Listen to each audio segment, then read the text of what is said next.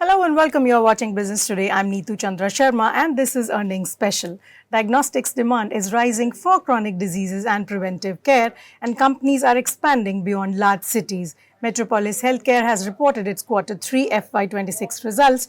To discuss the quarter operating priorities and outlook, I have with me on the show company's top management. Joining me, Surendran Chemmenkotil, Managing Director of Metropolis Healthcare. Surendran, very warm welcome. Thank you for taking the time out for us. It's always a pleasure to have you on the show.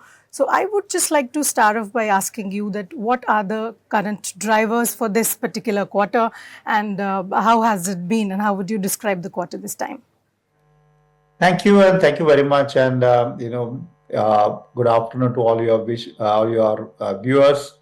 We have had a very emphatic quarter in Q3. We have delivered 26% revenue growth and a 32% EBITDA growth with about 63% PAT growth.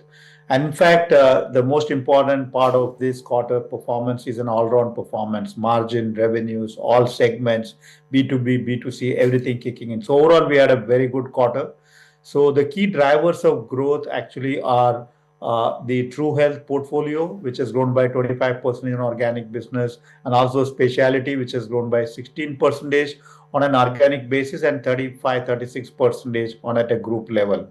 So B2C and B2B both has fired good for us. At a company level, B2C has grown about 19% and B2B has grown about 36%, largely coming on the back of the revenue that we are getting from core diagnostics. So overall, an all-round performance and a very satisfying performance. Surendran, revenue per test increased during this quarter. Can you please take us through that which segments contributed most to this increase? Yeah. So revenue per test, actually, the realization is coming from both True Health and specialty put together. See, True Health has got a ticket size of something like 2,500 rupees, and specialty has got a ticket size of 1,300, 1,400 rupees. So when the specialty grows by 16, 17% and True Health grew by 25%, the overall realization get better, and that improves the test per patient and test per test as well, revenue per patient and revenue per test as well.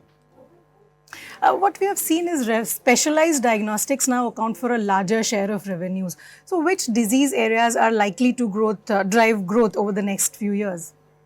See, we are very clearly seeing oncology is one of the specialized diseases which is really showing higher volumes and higher growth. And also the genomics is another emerging big market, and we are seeing significant growth in the genomics testing. So early days for genomics, and the base is very low, but the growth levels are pretty high. So genomics and oncology leading the specialty growth. Then, of course, the various neurology related tests are also going up. So these are three big areas where we are seeing significant growth on specialty.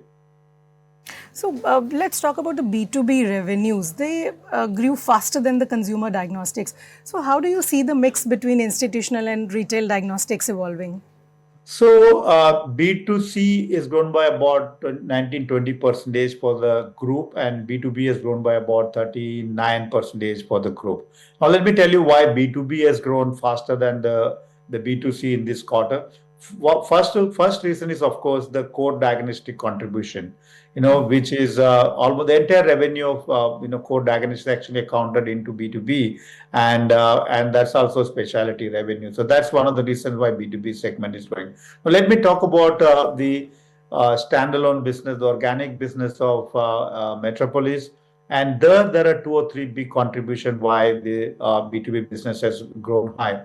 One is when we saw slower trends in Q2 with respect to particular seasonality, and it was not a typical seasonal behavior. So we found that the footfalls are slowing down.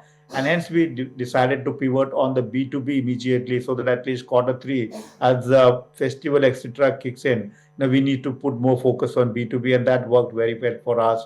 And that's one of the reasons. And secondly, you have heard me saying multiple times about cleaning up poor quality corporate institutional business in the past. We have done the entire cleanup in the last year, and from this year beginning onwards, we were trying to build a good quality sustainable and also profitable corporate institutional business, that we are making good progress. So a combination of all these three things put together is helping us to grow the B2B segment into what it is you have seen in quarter three. You are also increasing your footprint in the tier 2 and tier 3 markets. So now they are also contributing a larger share of revenues. So what operational challenges do you see these markets present you as you are scaling up gradually? See, the biggest challenge that I see in the tier two, tier three market is about resourcing. So to getting the good quality of people to run the lab, the doctors availability on tier two, tier three towns for our labs and our good staff, good quality staff for our centers, etc., is one of the challenges that we have. But let me also tell you that these things are really getting better, and we are now seeing that more and more doctors wanting to move into the smaller cities and practice specialized consultation, etc. So that's really relatively getting eased out. But if you're asking me versus the big towns, tier one and tier two, definitely we have a challenge with respect to resourcing at this point of time. The other challenge, which is really getting largely sorted out at this point of time, is on account of logistics and transporting, etc. That's also largely coming on our way. So going forward, I clearly see tier two and tier three more as an opportunity than as a challenge or concern. If you ask me. See, Metropolis has also been expanding through acquisition and inorganic growth. So, how do you currently balance inorganic growth with organic network expansion? And are you also looking for, further mergers and acquisitions? So this year is very very what you call a distinct year where we have done four acquisition at a time, and that is contributing to almost 10% of the growth in the company. And those kind of growth it will be very unlikely that any coming years. But at the same time, we will focus on one or two bolt-on acquisitions every year going forward, so that at least inorganic revenue also start kicks in at any given point of time. We have seen that when you pick up 3 4 acquisition at a time and integrate it, it's little mammoth task, because at the end of the day we need to integrate the people, the processes, the culture, the systems, etc.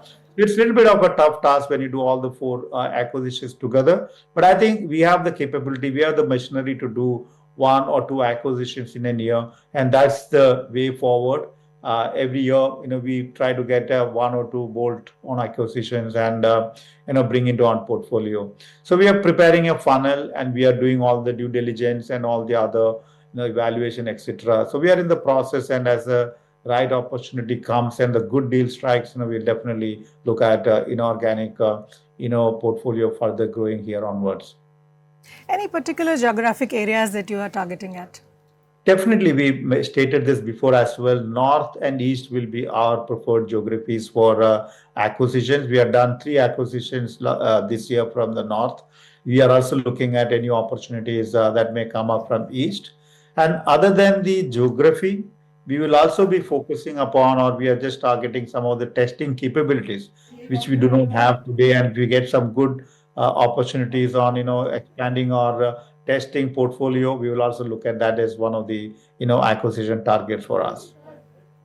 I also want to ask you about diagnostic pricing in parallel to the healthcare and pharmaceutical sector. Diagnostic pricing has also drawn policy attention in the past. So, how do you factor policy considerations into pricing and margin decisions? See, there is, of course, the big range in when it comes to pricing in the diagnostic industry, and any test can also go up to 1.5 times the lowest price to the highest price. The range is almost about 1 to 1.5, and maybe at times 2 times the pricing. But the biggest point here to be considered is the quality of the test. But at the end of the day, why are we doing a test? We are doing a test to maybe diagnose our disease, and hence it's important for us to get a very accurate and precise report. That's where Metropolis and all the organized players will stand apart from rest. So it may not be prudent for us to compare with any unorganized player, and with high quality, very good credibility players which has got accreditation from the various boards, etc. So I think that's the biggest consideration that needs to be done when it comes to any regulatory framework. Anybody who has done a proper quality checks and accredited by the government bodies, etc., must be allowed to price at a certain range, and everyone must be brought under the quality scanner. That's what will be our recommendations. So looking ahead, what indicators will you track most closely to access demand and performance in diagnostics, if you can share that? See, definitely two, three things. One, of course, patient volume growth is a leading indicator. If we can start acquiring more and more customer, and we can do the life cycle management with the customer, that will always be, reassurance of, the revenue build up for the future. Second one is, of course, tier 3, tier 4 growth is another big indicator. Hence we are all putting resources, our centers and labs, etc., in tier 2, tier 3, tier 4. So the progress and the growth that we will make from this part of the country will be important.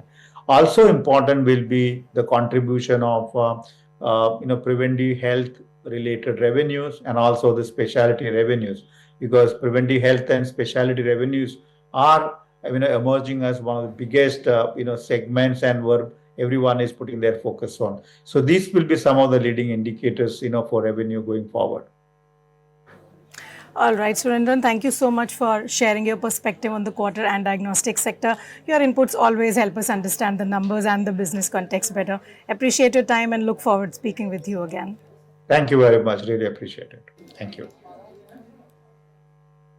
That was Surendran Chemmenkotil, Managing Director of Metropolis Healthcare, giving us more clarity that as diagnostics demand changes with disease patterns, access to healthcare, and companies are adjusting their test offerings, geographic reach, and operating models. The impact of these choices, however, on growth and profitability will become clearer in the coming quarters. You stay tuned to Business Today for more updates.